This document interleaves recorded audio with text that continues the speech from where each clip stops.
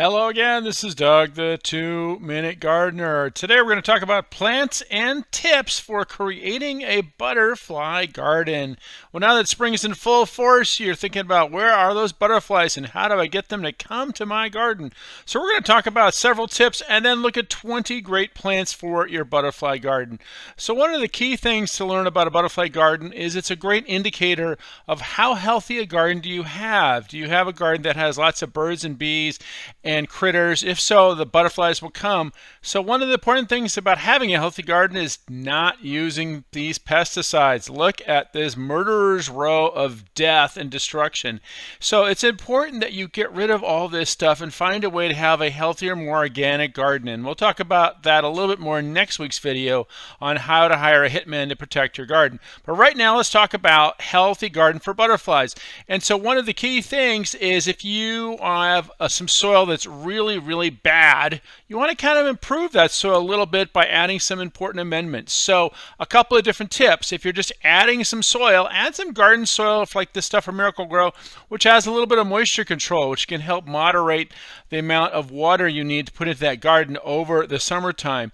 If you have some existing soil that is okay but doesn't drain well, then you want to add things like Grow Power and garden gypsum, things like that that'll help break up the soil. If it's really bad, then you need to kind of dig it up and rotate it with something like this soil conditioner, which is an outstanding product. It's organic and helps really loosen up that soil and add some microbial life back into the soil. Okay, you fixed the soil, you're ready to plant. Two different ways to do it. You can actually do this one, which is just get a seed mix, and there are links in the video description on how to do a seed mix like this for hummingbirds and butterflies. Mine is almost done. It's going to be blooming in another month, so I'll show you that video in another month. But it's a really easy way. My flower bed there has some roses. I just mixed in some seeds and it got it going. Lots of different kinds of seed mixes that bring in a nice wide range of flowers. So that's one way to do it.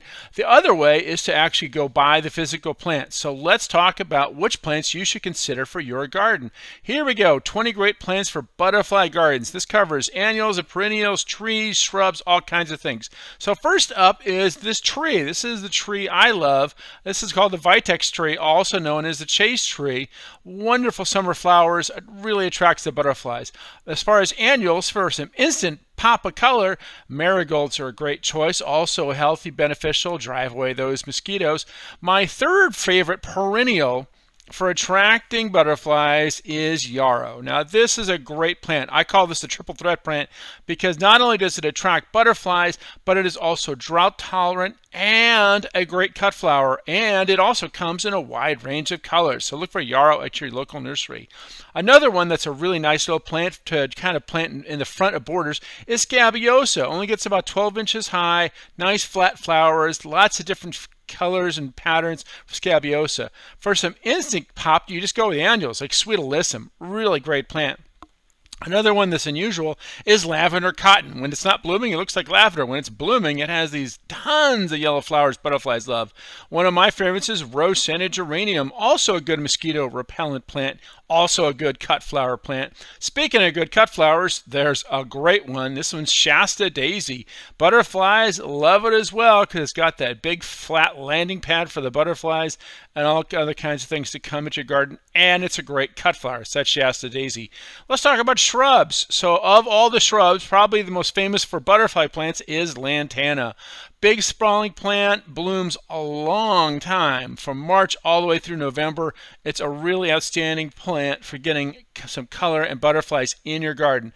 My second all-time favorite butterfly plant is called, really is, the butterfly bush. It's really called the butterfly bush. I love these guys, also known as buddleias. Lots of different colors. There's dwarf ones, there's big ones. Black Knight's a fun big one. Really kind of neat one to have in your garden. Another small scale perennial is this wonderful Santa Barbara daisy. And of course for vines, if you have a fence, wouldn't it be nice to have some vines?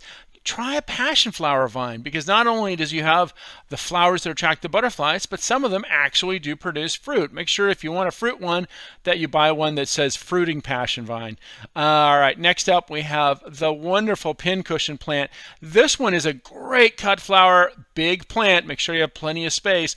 And of course, the #1 plant for all butterfly gardens is Asclepias, aka milkweed. You just simply have to have this if you want to have a butterfly garden.